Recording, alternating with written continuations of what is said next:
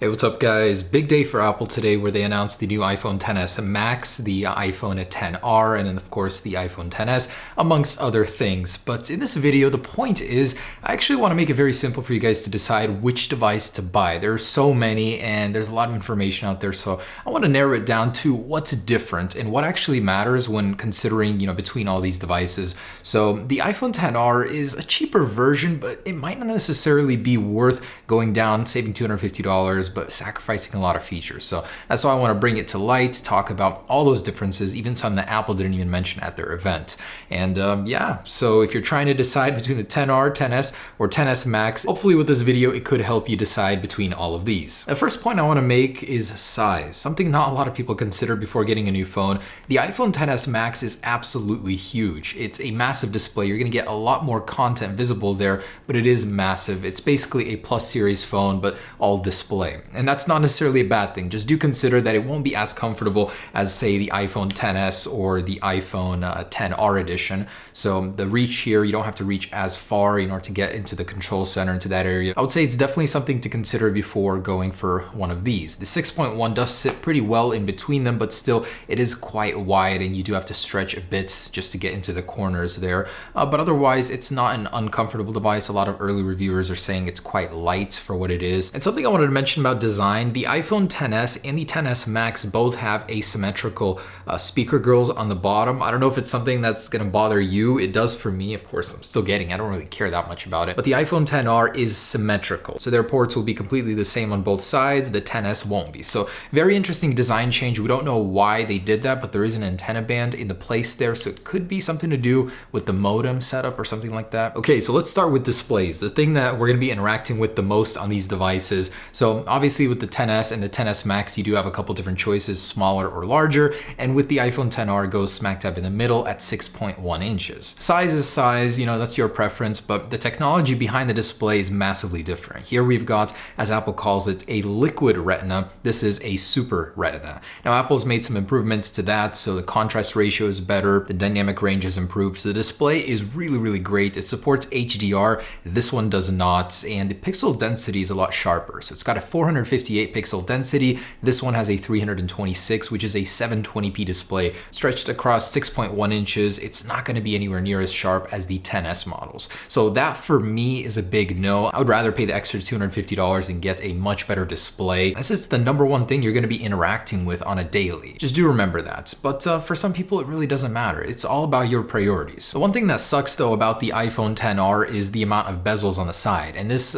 clone right here is an actual representation of that amount of bezel. It's a lot. So they're chunkier than the XS or XS Max models. Just it's not going to look as sleek, I guess. And usually OLED does have better viewing angles, possibly less reflections. Brightness wise, they're the same, but it's still going to be the best LCD ever made. It's just not as good as an organic LED display. Oh, and get this, Apple has completely removed 3D touch from the iPhone XR, so no longer are you gonna get that pressure sensitive display. They've replaced it with something called the haptic touch, where if you hold something, it responds with a haptic movement using the Taptic engine. It's gonna feel similar, but it won't be the same functionality. So if you guys use 3D touch on a daily, if you love it, you won't be getting it on the XR, at least not in the same capacity. And materials. So the iPhone XR has an aluminum border, aluminum 7000 series to be exact. It's very durable, but not as durable as stainless steel. I mean, this is a solid metal. It's going to deform less during drops. In my experience, it's a lot harder to actually gouge and stuff like that, but it's not that big of a difference. They still feel very premium, glass and metal everywhere basically. Durability wise, I believe these both have the world's strongest glass, as Apple said, and this one though is not as resistant in the water. It has an IP67 rating, whereas this one has an IP68 rating. That's 2 meters underwater for 30 minutes. This can only be 1 meter. So this is going to be a lot more resistant in pools. If you're going to be around water, salt water. Apple said they tested it in salt water. They almost encouraged you to be able to take it into the pool and use it in there with no worries. They said they tested it in wine and beer and everything. So if you're worried about that, if you possibly want to use your iPhone underwater, the XS models are going to be the one you want to go for. And colors. So the XS and XS Max, you have 3 selections, gold, silver, and space gray. On this one, you have way more colors to choose from. You got the white, the blue, the black, yellow, coral, and a real product red version, which actually looks really, really nice. So if you wanted that stylish look, have the option to choose between colors, the XR is the only one that really provides you with that. But the gold, Apple says, is probably their best looking color yet. Moving on to the cameras. So the cool thing about the iPhone XR is that it actually has the same camera as the iPhone XS models, the wide angle lens, but not the other one. So it's a single version of the dual lens camera. And that means you get very similar functionality, but not quite the same. You're missing optical zoom, the 2x zoom. Digital zoom only goes up to 5 times instead of 10 times on the XS. And you get 2 less portrait lighting effects versus the iPhone XS. It has a little bit more functionality there. Cool thing is though, it's the same aperture, same exact camera lens, just without the second one below it. So you're really not going to be missing out on much, but for low light, for zooming in on stuff, for video in general, this one will be a little bit better still. And the portrait lighting uses real depth instead of calculating it using digital algorithms, as Apple said. So overall, the camera will be better on the iPhone XS, but not greatly over the iPhone XR. And I'll have to test it, of course, in this channel. And something Apple didn't mention is that the iPhone XR has a lower class modem versus the XS. The XS will be capable of gigabit LTE downloads. This one stays at 600, so it doesn't have the newest modem technology. Okay, so as for physical differences, that's just about it between these models, the XR and XS. Between the XS and XS Max, I just wanted to point out, it mostly comes down to size preference. Do you want a smaller device or larger one?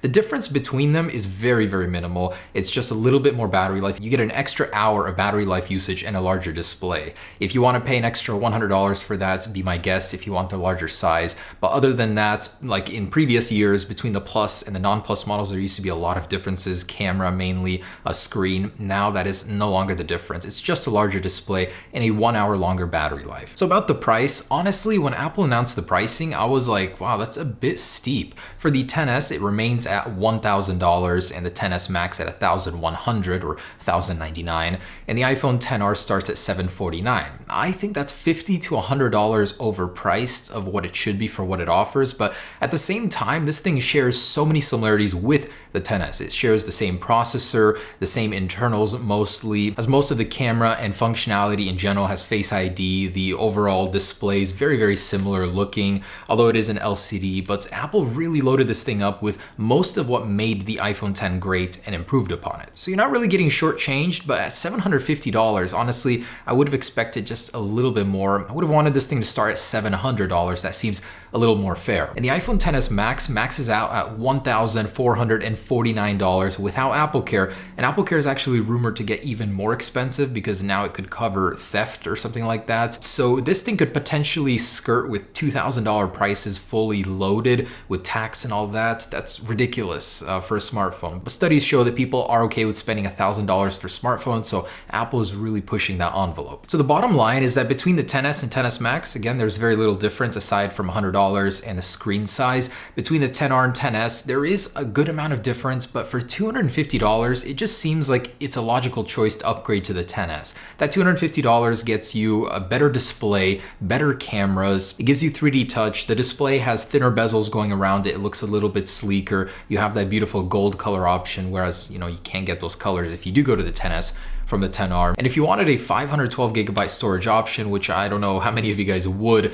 because it carries a $450 premium over standard, but you can get that on the XS models, not here. This one only has 3 storage capacities up to 256 gigabytes. So if you were leaning towards the iPhone XR, the main advantages it has is that size, it's right in the middle between the XS Max and the XS. So it's a great happy medium. You're definitely getting more display than you would on a Plus series, and you do have all of those color options. Also, a weird thing, but I do like that the bottom is symmetrical. It's just a very complete, all-around great evolution from the iPhone 8 design. So it's going to be a winner. It doesn't have the best specs everywhere, but I love that Apple gave it most of all of the good things that the iPhone XS has, such as the processor, one of its cameras at least. I'm sure it has very great speakers on its own. They didn't really elaborate if it has the new ones from the XS or not. And hey, who doesn't like saving $250? For $250, you can do a lot with about that money, but for me, that 250 is better spent placing it into a 10s Max with all those great features. So that's my opinion. I personally would not get this thing, but if $250 makes that big of a difference for you and this checks all the boxes of what you wanted from an iPhone, certainly go for it. It's honestly very capable. It's a very good size. You get more screen and it costs less than the iPhone 8 Plus did when it was released. So not bad at all, honestly. Between these guys, I'm definitely going for the 10s Max, but whatever meets your needs is what you should go for. But hopefully this video helped make it a little bit more clear. They are more similar than they are different, but there are those key little things that really make the difference between these, mostly the display and the cameras. All right, guys, there it is. Thanks for watching. Hopefully I made your decision just a little bit easier. Peace.